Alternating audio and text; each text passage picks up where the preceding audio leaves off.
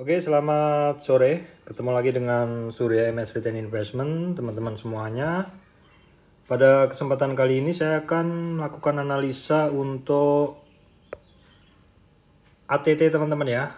Attila. Ini adalah request teman-teman yang banyak memberikan komentar, "Bang, tolong dibahas koin Attila," seperti itu.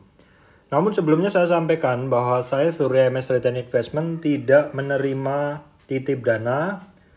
Kemudian yang kedua, teman-teman mesti berhati-hati untuk ini ya, di Telegram apabila menemukan channel palsu ataupun grup palsu atas nama MS Retail Investment yang biasanya menggunakan nama-nama yang mirip dengan MS Retail Investment. Kemudian yang ketiga, teman-teman mesti hati-hati di komentar di MS Retail Investment ada pihak-pihak yang mengatasnamakan MS Retail Investment dan mengarahkan untuk berkomunikasi melalui WhatsApp. Oke teman-teman, ini adalah Attila ATT. Kalau kita lihat dia berada di ranking 464 di crypto di coin market cap teman-teman ya. Seperti ini, kalau kita lihat pergerakannya year to date, all maksud saya all ya, bukan year to date. Seperti ini, jadi dari sekitar 0,0 sekian dolar dia naik ke atas ya, naik ke atas sampai tertingginya sekitar 0,76 dolar baru kemudian turun. Kalau kita lihat volume penurunannya juga kencang teman-teman ya, sehingga sampai saat ini juga ini barang belum naik lagi seperti itu. Kita akan lihat seperti apa sih tren dan seperti apa sih pergerakan dari Attila ini teman-teman ya. Ini teman-teman tadi sekilas saya lihat di Binance, maksud saya untuk membandingkan data di Binance sama di ini kok saya belum menemukan ya. Maksud saya di TradingView saya belum menemukan ini Attila ini, atau namanya beda atau apa, saya belum mendapatkannya. Jadi saya menggunakan data dari Indudax teman-teman ya. Sekilas teman-teman untuk daily seperti yang teman-teman lihat ini. Untuk daily saya coba masukkan saya coba gunakan moving average teman ya. Saya gunakan moving average. Gak ketemu, coba saya ketik aja ya. Moving. Saya gunakan iPad karena saya harus latihan dulu menggunakan iPad. Mungkin saya akan menggunakan dalam beberapa hari ke depan soalnya ya. Moving average 1 2 3. Saya gunakan 3. Oke. Kemudian saya cek di sini moving average yang saya gunakan adalah 200.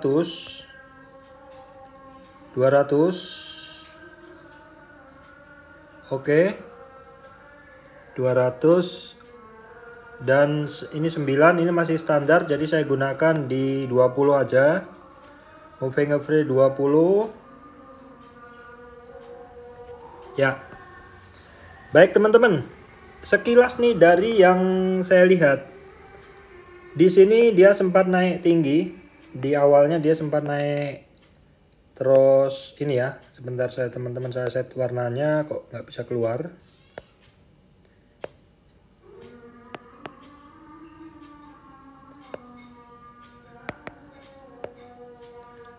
Jadi untuk ini, untuk Attila ini awalnya dia sempat naik tinggi teman-teman ya di sini. Ya, kemudian dia sideways cukup lama di sini. Area ini dia sideways lama sekali. Terus baru kemudian di area sini ada, ini kalau saya bilang dia ada breakout, mulai ada breakout ya.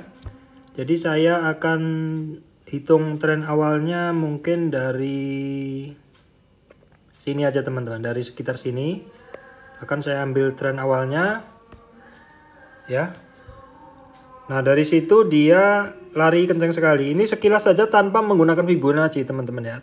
Tanpa saya menggunakan Fibonacci pun, bahwa ketika dia breakout ke atas di sini, dia terus kemudian ini swing low di sini, ada di sini, kemudian di sini ada swing high, terus dia koreksi. Ini daily teman-teman, daily artinya teman-teman bisa melihat di sini chartnya. Ini di dalam satu candle Di dalam satu candle dia naik kencang sekali, tetapi besoknya itu juga satu candle sudah sekitar separuh dari tren di sini. Baru kemudian technical rebound sebentar dan turun terus. Baru ada technical rebound lagi dan turun sampai sekarang. Dan kalau kita lihat penurunannya dari sekarang ini, tanpa menggunakan Fibonacci pun terlihat bahwa penurunannya ini sudah lebih dari 100% kenaikannya seperti itu. Kalau sekilas yang saya sampaikan secara tren dia udah habis. Karena misalkan seperti ini teman-teman, misalkan seperti dalam garis ini, tren diawali dari atas garis dan kemudian retracement dan turun kembali, bahkan penurunan itu sudah sampai ke lebih dari 100 trennya, atau kalau kita lihat pasti sudah sampai di extension retracementnya. Seperti itu teman-teman. Dan ketika naik teman-teman, ketika naik dia boleh dibilang, kalau saya bilang di sini tidak ada volume, tidak ada volumenya, dan ketika turun justru ada volume. Jadi seperti yang sering saya sampaikan tentang hukum volume teman-teman ya, saya bersihkan dulu tentang hukum volume yang mesti teman-teman perhatikan, bahwa ketika harganya naik ya, maka volume harus naik supaya kenaikannya adalah valid teman-teman ya. Jadi ketika naik volume harus naik supaya kenaikannya valid.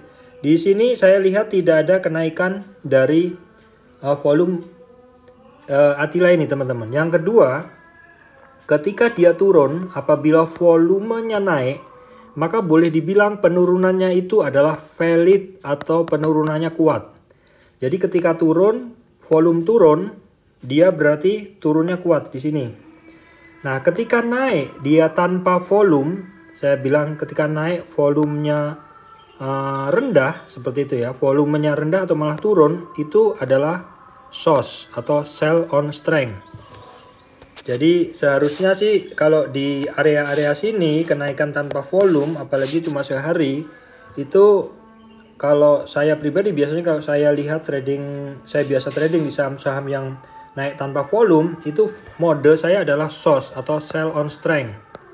Dan ketika turun tetapi volumenya juga tidak ada, nah ini masih bisa, berarti buy on weakness. Jadi misalkan gini, hitungannya gini ya, saya geser dulu, saya berikan penjelasannya. Oke, saya hapus aja nih, saya nggak begitu biasa di sini, saya geser dulu. Jadi ketika misalkan nih ada satu cryptocurrency atau ada satu saham naik seperti ini, terus kemudian dia turun. Ketika naik dia didorong dengan volume. Ya, ketika turun dia volumenya kecil. Nah, turun ini kita mesti cek retracementnya. Turunnya ini di retracement berapa? Kalau turunnya ini di retracement 23, 38 dengan volume kecil, itu kalau saya adalah BOW, buy on weakness. Kenapa buy on weakness? Karena ini barang masih naik. Seperti itu. Kalau yang saya lihat sekilas nih di ATT ini teman-teman, ini adalah ketika dia turun kemarin, ini dorongan volumenya kuat.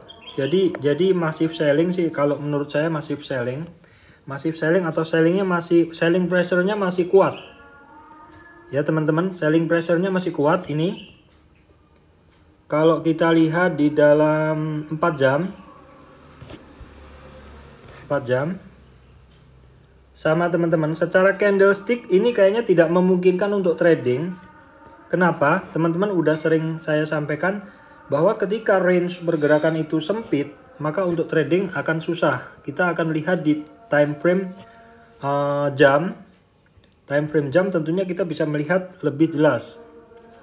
Saya akan coba perbesar dulu. Nah, seperti ini. Teman-teman, beberapa teman yang komen sudah di grup di ini, maksudnya bukan di grup, di komentar saya itu beberapa sudah pinter, sudah bisa komen bahwa beberapa cryptocurrency kemarin kan tidak bergerak. Nah, teman-teman bilang ya wajar tidak bergerak karena candlenya pendek-pendek seperti itu. Nah, kalau teman-teman lihat juga ini sebenarnya di dalam pergerakannya ini candlenya pendek-pendek teman-teman ya. Candlenya pendek-pendek sehingga memang ini untuk dipakai trading juga susah. Ini dipakai trading untuk susah. Ini bentuknya mirip BTT teman-teman ya. BTT. Di BTT juga pernah saya bahas awalnya bentuk tradingnya ini. Bentuk candlenya juga pendek-pendek teman-teman ya. Seperti ini, bentuk candlenya juga pendek-pendek. Nah, mungkin beda dengan kalau teman-teman XRP. Coba teman-teman cek di XRP ya teman-teman. Oke, XRP Indodax. Ya. Nah, beda kan? Ini di dalam time frame hourly, XRP terlihat masih ada range lah. Kita masih bisa trading pada barang seperti ini. Kalau misalkan tadi di ATT teman-teman ya, di ATT di dalam 1 jam ya, memang masih ada, cuman banyak sekali, lebih banyak candle-candle yang pendek seperti ini. Ini kan candle pendek ya, walaupun beberapa masih bisa kita pakai trading, tapi ini riskan juga karena penurunan dengan kenaikannya juga imbang lah seperti itu. Turun sekian tapi naiknya juga sekian seperti itu. Nah, beda pula kalau teman-teman pantau Doge coba. Nah, ini juga Doge ini kan beda ya, walaupun kadang ada yang pendek-pendek seperti ini, namun untuk Doge ini masih ada kesempatan kita trading cukup besar ininya. Range-nya teman-teman. Seperti ini kalau kita tarik, kita coba gunakan ini teman-teman. Saya belum bisa menggunakan pengukur tinggian ini di sini. Karena saya masih penyesuaian nih teman-teman. Saya belum bisa mengukur ketinggiannya ya. Saya masih pakai baru-baru penyesuaian menggunakan iPad ini, teman-teman. Saya baru pesen mouse-nya baru nyampe ya, nanti belum bisa untuk ini. Oke teman-teman, jadi bahasan saya untuk ATT, kalau saya lihat sekilas memang ya pergerakan dia sangat sempit. Sangat sempit itu ya, mau dipakai trading juga susah menurut saya sih seperti itu. Nah, di dalam kenaikannya ATT kemarin ini nggak ada dorongan volume di sini. Harusnya kalau break ada volume ya. Teman-teman, volume itu penting sekali mengkonfirmasi kenaikan dari tren yang kita gunakan, teman-teman. Contohnya ya, contohnya kita cari yang kemarin naik aja ya, Matic ya, Matic. Nah, Matic aja, kita lihat apakah ada nggak dorongan volume. Nah, ini ketika naik ada dorongan volume. Ketika naik ada dorongan volume. Ini di dalam daily. Ketika naik ada dorongan volume terus. Nah, kemudian kita cek ada coba. Nah, sama ya, ada ketika naik semuanya ada dorongan volume teman-teman, seperti itu.